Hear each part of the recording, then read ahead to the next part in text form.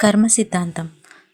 కర్మ సిద్ధాంతం తెలుసుకోవాలంటే అంతర్యామిని తెలుసుకునే మార్గంలో జపం అనేది సులభమైంది. ఎవరైతే నిత్యం స్థూలంగా చెప్పాలంటే జపం అంటే నిరంతర స్మరణయే. కాబట్టి జపం చేయటం వల్ల నిలకడ లేని జీవితం కానీ నిలకడ లేని తనం కానీ తగ్గి మనశ్శాంతి అనేది లభిస్తుంది. మనశ్శాంతి కర్మల వల్ల అందరూ బాధింపబడుతూ ఉంటారు. ఆ కర్మ నుంచి విముక్తి పొందాలంటే శ్రీకృష్ణుడు ఒక భగవన్నామ స్మరణనే ఈ కలియుగంలో మీరు నన్ను పొందగలరు.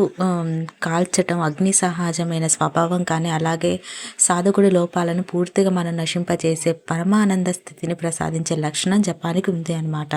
కష్టం చేసేవాడికి కరువు లేదు, జపం చేసేవారికి పాపం అంటదు. మౌనధారకి కలహాలు ఉండవు కాబట్టి జాగ్రత్తగా ఉండేవారికి భయం ఉండదు అని చెప్పారు పెద్దలు.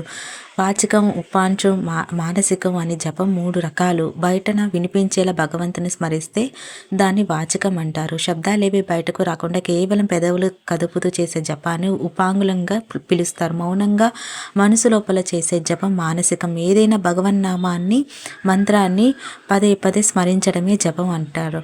మనసుకు ఏకాగ్రత కలిగించడానికి నిర్దేశించిన అభ్యాసంగా దీన్ని యోగ్యత చెబుతుందన్నమాట. నిరంతరం ఈ జపమాల అనేది జపిస్తే మనకు నిత్య కర్మలు చేసుకునే సమయంలో నడుస్తున్నప్పుడు, ప్రయాణంలో ఉన్నప్పుడు, విశ్రాంతిగా కూర్చున్నప్పుడు, ఇలా సమయం చిక్కినప్పుడల్లా పంచాక్షరి అష్టాక్షర మంత్రాలను పలకటం నిత్య జీవితంలో ఒక భాగం చేసుకోవాలి.